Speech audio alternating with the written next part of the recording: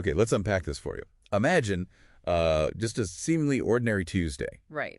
But it's a day that completely, utterly redefined humanity's understanding of its place in the universe. A total paradigm shift. Yeah. So our deep dive today, using the sources you've given us, looks at this extraordinary first contact event. And it's not what anyone expected. Exactly. Not an invasion, not even a tech share.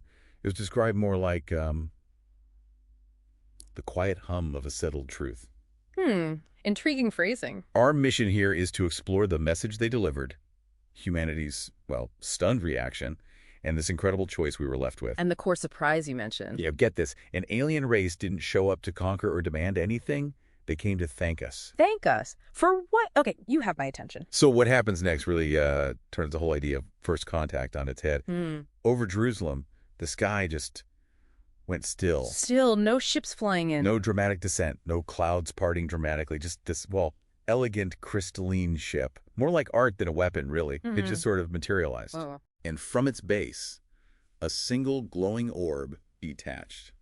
It just pulsed gently over the Temple Mount. Right over the Temple Mount. Significant. Then the broadcast hit, 30 seconds, every screen, every speaker, every signal globally. Overridden. 30 seconds of what? A voice. Perfect, flawless ancient Aramaic. And it was reciting Psalm 117. Psalm 117, oh, praise the Lord, all you nations. That one. That's the one. For his merciful kindness is great toward us, and the truth of the Lord endures forever. Praise the Lord. That was the entire message. In Aramaic, I mean, the implications. So how did people react? Panic. Oh, absolutely. What's fascinating, as the sources point out, is how our inherent operating system kicked in. They call it the work OS. The work OS. Can you elaborate on that a bit? It's this default mindset, right? Yeah. Where our value is always sort of under review. We're driven by earning status, competition, seeing everything as a potential threat or gain. Ah, okay. That makes sense. So this arrival triggered that. Instantly. The internet exploded. The UN convened an emergency session. Leaders locked into this work OS immediately framed it as a potential threat, Right. initiating all the standard take me to your leader protocols. Assuming the worst, basically. Competition or danger. But then the alien response it completely flipped the script on human history. Oh, so. A projection. A 7-foot being, shimmering light, appeared right there in the UN Assembly Hall. Appeared inside the hall. Directly projected. And the first thing it did, it knelt. It knelt to the UN Assembly. Knelt.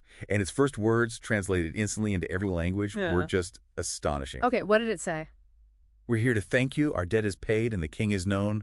We received your transmission of the pardon. Whoa. Okay, transmission of the pardon. Thank you. That's not the response anyone expected. Not at all. And the sources highlight this moment as just unprecedented. This pure signal of, well, unearned gratitude. It just overwhelmed what they call the core static of human society.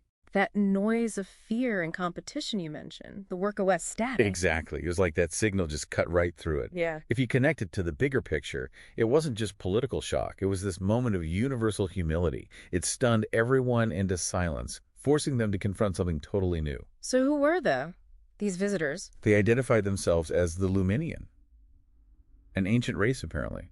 And interestingly, they were once trapped in their own version of this work OS. Really? They had a similar fate. A brutal one, the sources say. A civilization defined by constant striving, rigid hierarchy based on merit. So how did they get Earth's transmission? What was it? Not the Psalms, surely. Well, this is where it gets really profound. Not radio waves. They received it centuries ago as a faint, ancient whisper. A whisper. Carried on what they call the universal carrier wave of the breath. Think of it less like tech, more like a fundamental frequency of existence itself. Okay. Like a deep cosmic resonance. Something like that. They spent centuries decoding this whisper. And what they decoded, they called the GraceOS. The GraceOS as opposed to the work OS. What's the core of that? Precisely. It was an idea their old system could barely compute. The sources say it was this. A king's son had paid a debt for those who did not deserve it, granting them a new identity based not on what they did, but on who he was. So, grace, basically the concept of grace interpreted through their understanding. Yes, they called it flawless coherence. It wasn't just about rules changing. It fundamentally rewired their culture, Right. shifted them from that zero-sum game to something collaborative, interconnected. And they believed humanity sent this message, this GraceOS whisper. They saw us as the originators, yes, their older brothers and sisters who first broadcast the news centuries ago. They came simply to thank us. So their gift wasn't tech. No, their only gift was confirmation, a second witness. They came to show that grace wasn't just some human myth or spiritual idea. But reality's base code? Wow, like discovering a fundamental law of the universe. Exactly. And with that confirmation delivered, their mission was done. And they just left. As quietly as they arrived. Yeah. Leaving humanity, according to these sources, with this enormous choice. Keep playing in the gladiators arena of the work OS, the competition and earning. Or accept this other reality. Yeah. That maybe we're all just beloved children in what the sources term a universal kinship network. A fundamental shift in identity. The ultimate takeaway seemed to be the constellation, the universe of life, had just grown by one pale blue dot. Our understanding had expanded. So what does all this mean for you listening right now?